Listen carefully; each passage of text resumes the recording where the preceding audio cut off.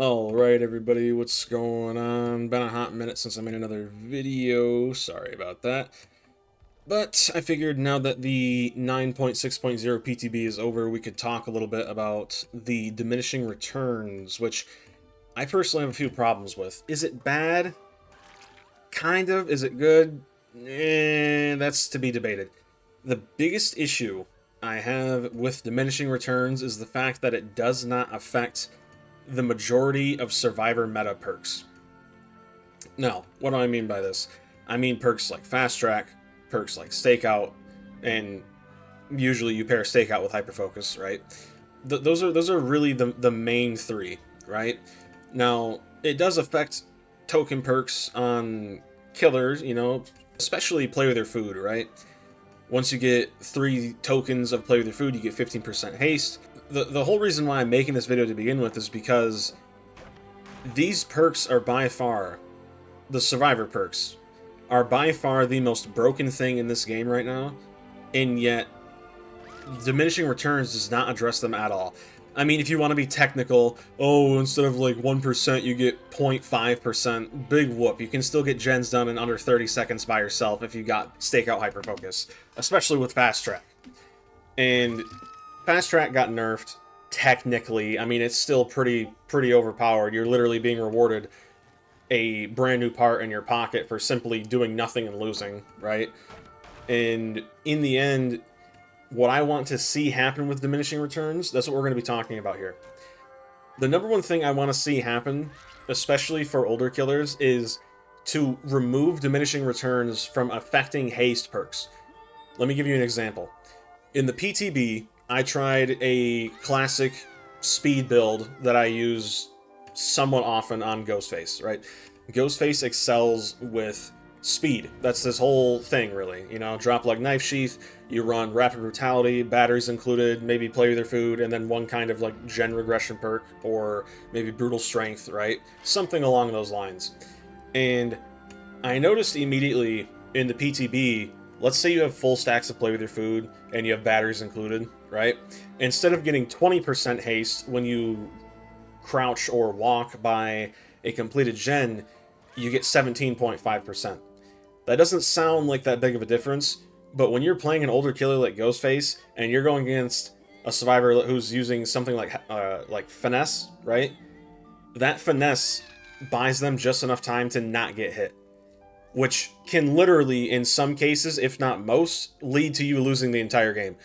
Ghostface is one of those killers who is so incredibly reliant upon his perks to the point where if he does not excel at every single thing he does in a single trial, he will lose. Guaranteed. Every single time.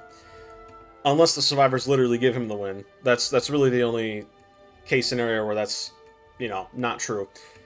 But this also affects killers' powers for some reason, which is so weird. We tested with the Clown and the Trapper. I believe the Clown, if memory serves correct, when you throw his haste bottle, it still stacks with the, play with your food and stuff. It's just not as effective, quote. But for killers like Trapper, who is unironically one of the weakest characters in the game, not because he's not powerful, but because he's too slow, which is a whole nother topic for a whole nother day. That is the main reason why a lot of these older killers suck. They're just too slow, right? But when you place a trap and combine it with batteries, you don't get 12% haste. You don't. Not anymore. And that extra 2.5% for the Trapper, it is huge, man. These older killers who can't move, that haste is huge, especially if they have some form of built-in haste mechanic, right? And thankfully, add-ons aren't affected by this, so if you run Ghostface, Drop Leg, Knife Sheath, and you mark a survivor, let's say you have 2 stacks play with your food, you'll still get 20% haste. Thank the Lord up above, because that would be horrible if you didn't. But it still doesn't change the fact that it still sucks, right? I mean, pallet break builds, they are still viable, because you can still break pallets incredibly fast. Vault speed builds, they're still viable, you can still vault pretty fast.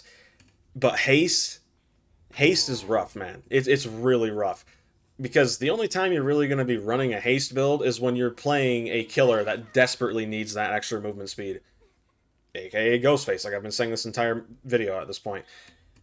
And although Diminishing Returns does affect generator regression perks like Surge and Eruption, 9 times out of 10, you're never even going to notice it because either A, let's say you're running Pain Res and Surge, right? Either A, you're never going to use them at the same time, or B, the gens get done so quick you're never even going to notice it affecting regression to begin with, right? And that's ultimately my biggest critique of this. Diminishing Returns affects primarily heal speeds, which, don't get me wrong, are a major problem. The fact that a survivor can heal another survivor off hook in less than 2 seconds, that's a huge problem. Don't get me wrong. But it's like putting a band-aid on a literal gunshot wound. Sure, the band-aid will help stop the bleeding a little bit, but it doesn't change the fact it's still heavily bleeding, right? And I believe this Diminishing Returns could personally be made much, much better if they removed the hinder it is upon haste builds, killer haste builds, right? And somehow, some way, made it affect token perks. I'm not sure how this would work in the case of Fast Track compared with other perks, because the problem is with Fast Track, it's permanent progress, right? And there's no other survivor perk in the game that rewards permanent generator progress. At least not to my knowledge. Let me know down below if I'm wrong. I don't play Survivor enough to know all of the perks. Another good example is potential energy, right? When you get damaged, if you have full stacks of potential energy, you lose it. Which, you know, fair enough. But it rewards progress that's only temporary, technically speaking, right? So if you're running Fast Track and potential energy, and you have like a toolbox, I don't see any kind of way where Diminishing Returns would somehow negatively impact that, right? Because you got repair progress from the toolbox, you got saved up repair progress from potential energy, and then you have permanent repair progress with Fast Track. So you see, this Diminishing Returns, while it's a step in the right direction, it feels more like a tiptoe, right? And I personally think that's entirely intentional. I think Behavior is genuinely terrified of making the game even somewhat remotely difficult for survivors. I am a die-hard, when I do play Survivor, I've played a lot of Survivor during this Blood Moon event. I've been grinding out blood points with a bunch of guys on Discord, right? We've been hanging out. But when I do play Survivor, I never run Windows of Opportunity. Almost never. You want to know why? There are so many pallets on every single map. You don't even need it anymore. If you just use your eyes, you can see pallets, like literally every single loop, every single doorway, every single rock. They are everywhere, dude. And that's because of the 2v8 pallet bug, which is still in the game.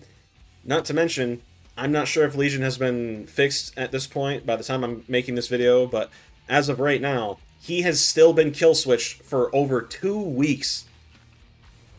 Yeah. And it's just like, bro, what are we even doing? There was a recent survey as I was making this video, and it was talking about cosmetics. I just straight up wrote, like, bro, the 3 main killers I play, Myers, Nemesis, Ghostface, I'm not going to be purchasing cosmetics for these killers if new ones are released, especially Ghostface, because he is just horrible to play, man. And for survivors, you know, I play like Nicolas Cage, I play Nia, I play, like, I'm not going to be supporting this game if nothing positive is going to actively be happening, right? When I play Survivor and I get a killer who's playing super, super sweaty, you know, tunneling, slugging at literally 5 gens, it's hard to be mad at them. It really is, because I'm in their shoes too. I play killer 99.99% of the time whenever I'm not streaming, whenever I'm not grinding for blood points during a Blood Moon event with friends, right? In almost every single killer game I get, if I have been having good killer games, you know, like if I, instead of farming, I just want to play the game casually, let's say I get a 3 or 4K, just playing casually, you know, there's like maybe 1 or 2 gens left, sometimes even none. I immediately get put in against a 4-man Swift, stakeout, hyperfocus, fast track, and usually 1 exhaustion perk or dead hard, something like that. These gens get done so quick, dude.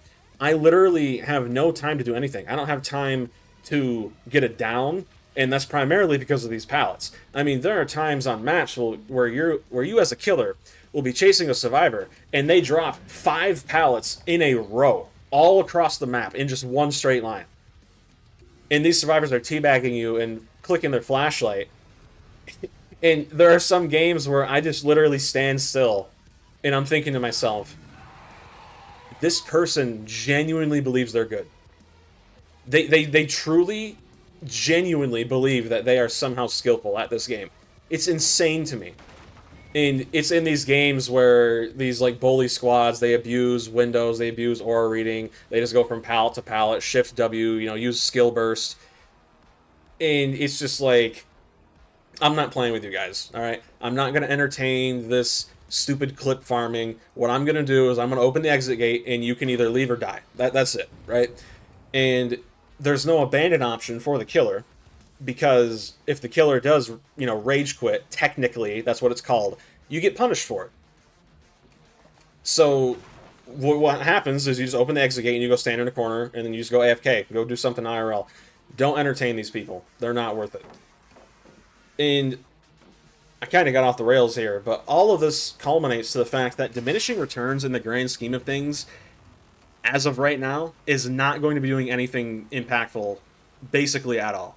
I did some testing with a few like percentage increase perks on the PTB as a survivor. I was using Resilience, Overzealous, Deja Vu, and I think a Toolbox, as well as 1 other perk. And I was able to complete a gen in 60 seconds just by myself. Which, even though that is significantly longer than if you had Stakeout Hyperfocus with Fast Track, it's still really quick. And still, in my opinion, probably the biggest problem this game has. But yeah, that's really about it, guys. Let me know what you think down in the comments below. If you like the video, feel free to drop a like and subscribe. Other than that, God bless. Take care. Peace.